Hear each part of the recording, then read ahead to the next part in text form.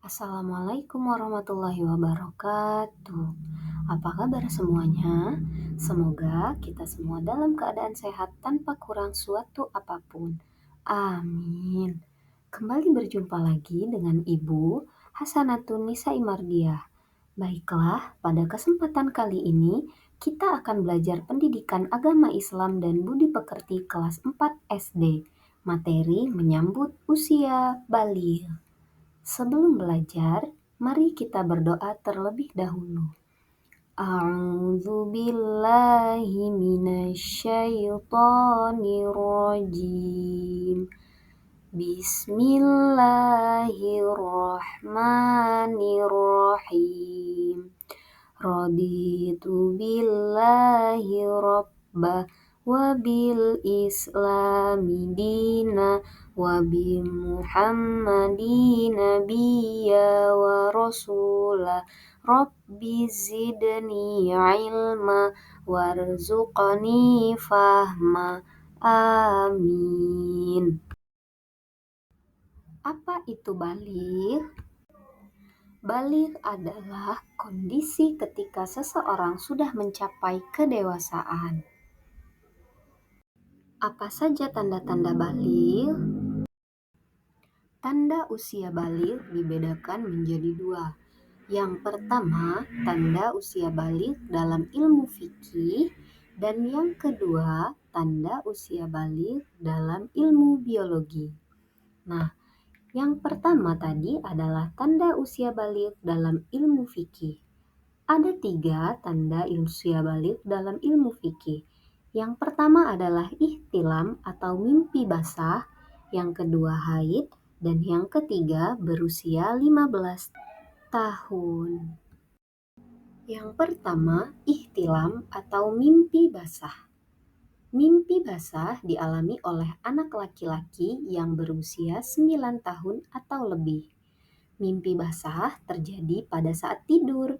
Nah, ketika kita bangun tidur, terlihat ada tanda air atau tempat tidur kita sudah basah, itu bukan berarti kita pipis ya anak-anak, melainkan air tersebut adalah air mani atau air sperma. Itulah tadi yang disebut dengan mimpi basah atau ihtilam. Selanjutnya yaitu adalah haid atau menstruasi. Haid atau menstruasi untuk anak perempuan. Haid adalah darah yang keluar dari rahim seorang wanita pada waktu tertentu yang bukan disebabkan karena suatu penyakit. Sifat darah ini berwarna merah kehitaman yang kental, bersifat panas, dan memiliki bau yang khas atau tidak sedap. Batas minimal masa haid adalah sehari semalam, dan paling lama adalah 15 hari. Tanda-tanda usia baligh menurut ilmu fikih yang ketiga adalah berusia 15 tahun. Anak laki-laki maupun perempuan yang sudah mencapai usia 15 tahun, maka ia telah masuk usia baligh, meskipun sebelumnya tidak mengalami tanda-tanda baligh lainnya. Apabila seseorang anak sudah dapat membedakan mana yang baik dan mana yang buruk, maka anak tersebut dinyatakan sudah memasuki usia menjelang baligh. Anak yang dapat membedakan mana yang baik dan mana yang buruk disebut dengan mumayyiz. Sedangkan dapat membedakan mana yang baik dan mana yang buruk disebut dengan tamyiz. Seseorang yang telah mengalami ihtilam dan haid berarti sedang dalam kondisi berhadas besar. Nah, bagaimana cara mensucikannya? Cara mensucikan diri dari hadas besar yaitu dengan mandi wajib atau mandi besar. Berikut tata cara mandi besar. Yang pertama, mencuci kedua telapak tangan sebanyak 3 kali.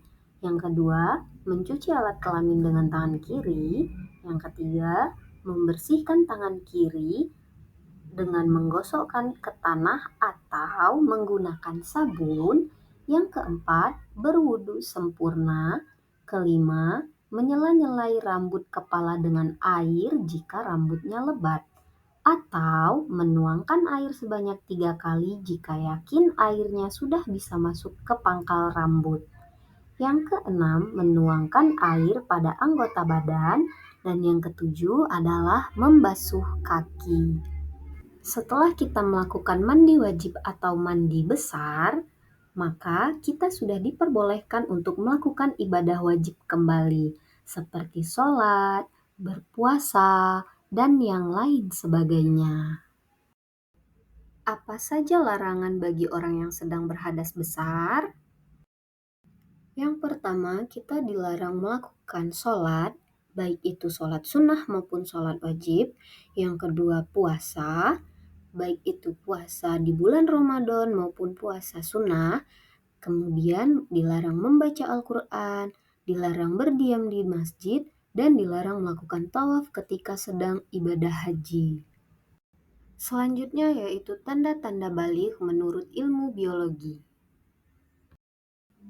Tanda-tanda baligh menurut ilmu biologi untuk anak laki-laki adalah yang pertama, suara terdengar semakin berat, 2, tumbuh jakun, 3, tumbuh kumis, jenggot, dan rambut di beberapa bagian tubuh, 4, pertumbuhan badan yang semakin pesat, dan yang kelima, nafsu makan bertambah.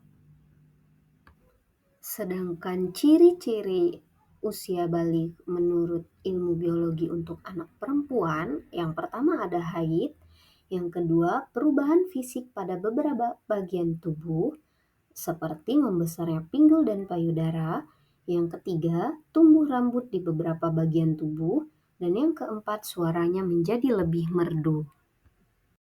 Baiklah, itu saja yang dapat Ibu sampaikan. Semoga bermanfaat untuk kita semua.